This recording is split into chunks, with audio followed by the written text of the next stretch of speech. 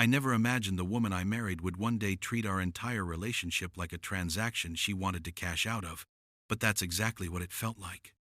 By the time she tried to use divorce as her weapon to corner me, I had already set something in motion she never saw coming. And 2 weeks after that, the panic in her voice told me she finally realized the plan she thought she controlled was slipping through her fingers. None of this started with explosions or dramatic confrontations. It was quiet. Too quiet. The kind of quiet that makes you think you're imagining things. I used to trust that silence. Claire and I had been together for 5 years, married for 3, and our life felt steady, almost boring in a comforting way. We had routines. We shared morning coffees. We laughed about dumb shows before falling asleep on the couch. Nothing about our life hinted at what was coming. But subtle shifts have a way of becoming earthquakes when you're not paying attention. It began on a Sunday, the kind where the sky looks heavy but never rains. Claire had her phone glued to her, like it was a part of her body. At first, I didn't think anything of it. Everyone gets attached to their phones sometimes. But then she kept tilting the screen away from me, turning the brightness down, keeping it face down not casually, but deliberately, like someone hiding a card in a poker game. I didn't even say anything the first week. I told myself it was stress. She worked at a consulting firm with deadlines that could crush anyone.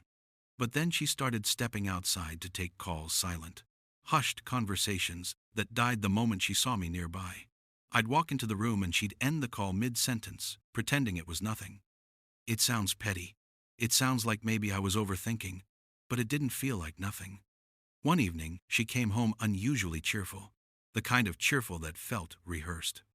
She sat beside me on the couch, brushed some imaginary dust off her skirt, and said, "Hey, do you think we should start organizing our financial documents? Just everything in one place? You know, in case of emergencies." The tone was too casual, too practiced. It was the way someone asks a question they've rehearsed in the mirror. "Emergencies like what?" I asked, keeping my voice calm. Her eyes flickered, but she smiled. "Just life. Anything can happen, right?" It wasn't the words that bothered me, it was the timing. She'd never once cared about financial organization in 3 years of marriage. Now, suddenly, she wanted account numbers, passwords, investment summaries, everything. When she left the room to shower, my stomach felt like someone tied a rope around it. No proof, just instinct. But instinct is loud when you're listening. The next day, I went through our bank portal, just trying to reassure myself that everything was normal. Except it wasn't.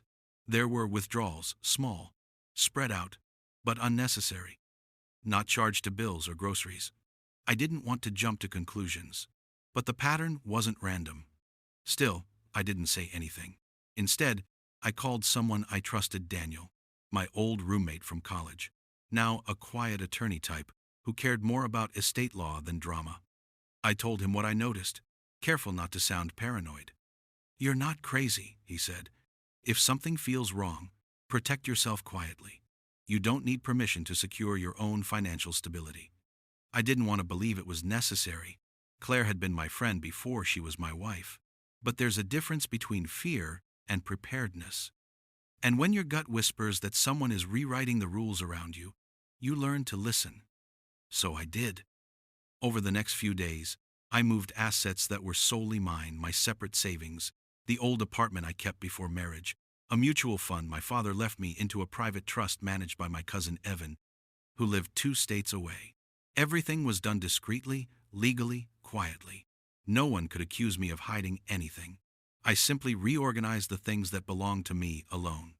Claire didn't notice a thing. If anything, she became softer, more affectionate. She kissed me more often.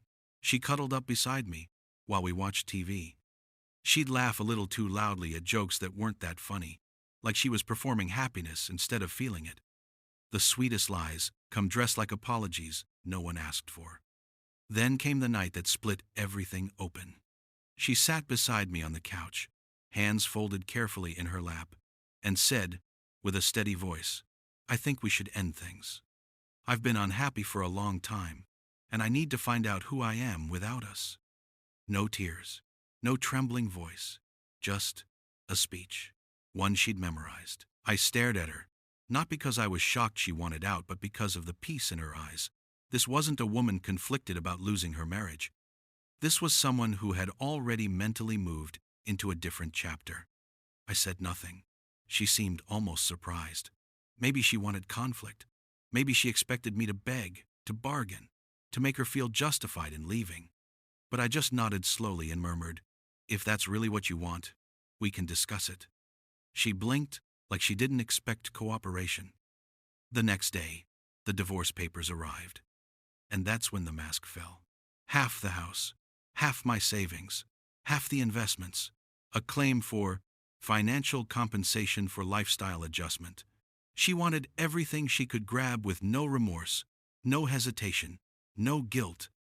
And her lawyer's cover letter practically sang with confidence, like they thought I'd roll over. I didn't roll over. 2 weeks passed quietly. She thought I was panicking. She thought I was scrambling. She thought she was in control. She had no idea that the assets she thought she was targeting were long gone, protected, documented, and out of reach. But the real shock came later, when something else slipped into place, something bigger than money. One evening, after her legal demands escalated again, I noticed a detail, a tiny, stupid detail, a reflection in the background of a screenshot she accidentally sent in an email. A reflection of someone sitting beside her, someone she never mentioned, someone who looked far too familiar. That was the moment the story truly began. Subscribe to channel before moving forward. I kept staring at that tiny reflection in the screenshot she accidentally sent me, just a blur of a shoulder and the side of a jawline. But even blurred, even distorted by the glass of whatever restaurant she was in, I recognized him. It was the same coworker she had mentioned months ago in passing. Back then, I didn't think anything of it. She talked about him, the way you mention someone who sits 3 desks away, nothing more. But now, seeing him practically pressed into her space while she emailed me divorce demands, something clicked. It wasn't just betrayal. It was the certainty that she'd been walking away from our marriage long before she told me. That night, while she assumed I was panicking over settlement terms, I did something simple. I went quiet. I observed. I paid attention to everything she didn't say, every place she went, every shift in her routine. I wasn't looking for drama. I was looking for truth, something she clearly wasn't willing to give me. A few days later, truth came from a place I didn't expect. It was around noon when I got a message from Megan, a mutual friend. We weren't close, just the kind of friends who'd nod at each other at dinners, but her name popping up on my phone felt strange. Her message was short. "I think you should see something." She didn't wait for a reply. A second later, screenshots came through messages between Claire and her coworker, the same man from the reflection. Not romantic screenshots. Not the kind you'd use as proof in a courtroom, but emotional ones, strategic ones. The kind of messages that made it clear he had become her sounding board for everything she was planning, including the divorce she pretended was spontaneous. It was one line that hit the hardest. "Once this is over, I'll finally be free. He won't fight me, he never fights." Free from what? Free from me? Free from the life we built together? I didn't even feel angry, just hollow, like someone had unplugged the lights inside me. But the numbness didn't last long, because the next screenshot showed something else. "Make sure you push for everything. You deserve half his assets. Don't let him guilt you." It wasn't from her. It was from him. He was advising her, cheerleading her, coaching her on how to extract as much as she could, and she was listening.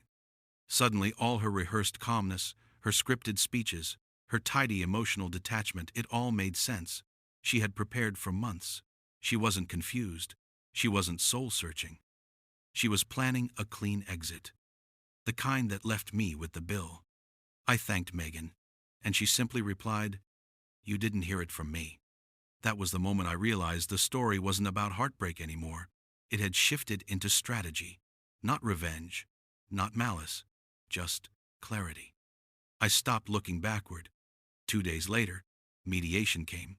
She walked into the room wearing the confident smile of someone who thought the future was already hers. Her lawyer sat beside her, flipping through papers like a man preparing to collect a prize. And then my attorney handed them the documents detailing the trust proof that everything I owned independently had been transferred weeks before she filed. Her lawyer tried to keep his composure, but his face twitched.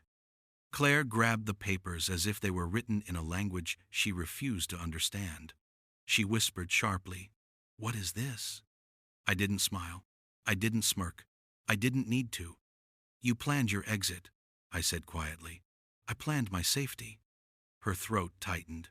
Her lawyer leaned forward, trying to recover the ground they'd suddenly lost. "These transfers," he said, "were clearly done in anticipation of divorce. That raises legal concerns." My attorney cut him off calmly.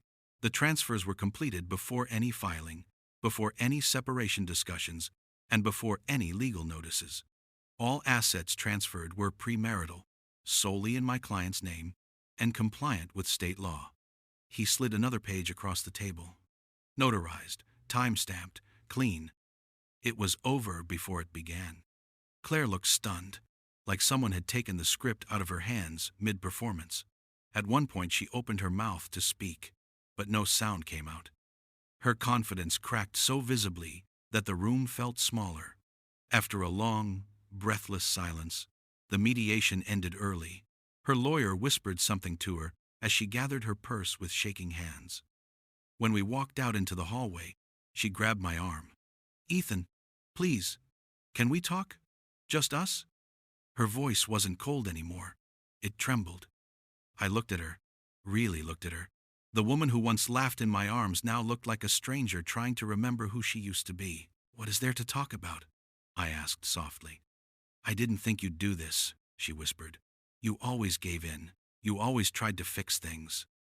"That was when we were a team," I said, "not when you turned me into a target." Her eyes filled, not with guilt, but with fear, the fear of losing the future she'd planned.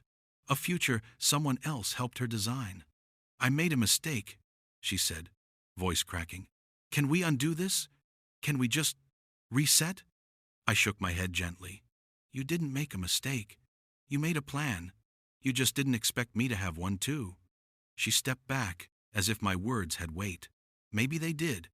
Over the next week, the fallout spread quietly. Friends she told her version of events to started asking her questions she didn't want to answer. Some stopped replying to her altogether. Her coworker, the one she emotionally leaned on, stopped showing up in her posts. I later heard from someone that he'd been transferred to another branch voluntarily. She tried calling me several times. Sometimes her voice sounded apologetic, other times desperate.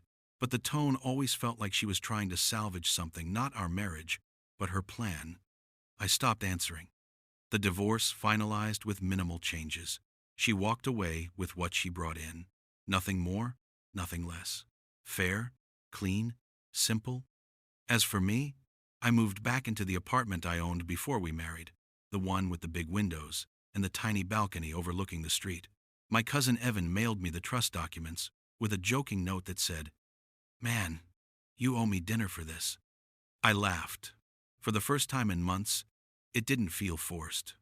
One evening, as the sun dipped behind the buildings and the air smelled like rain that would never fall, I finally let myself breathe again, not as a husband trying to salvage trust, not as a man preparing for battle, but as someone free from the quiet, creeping doubt that had lived in my chest for too long.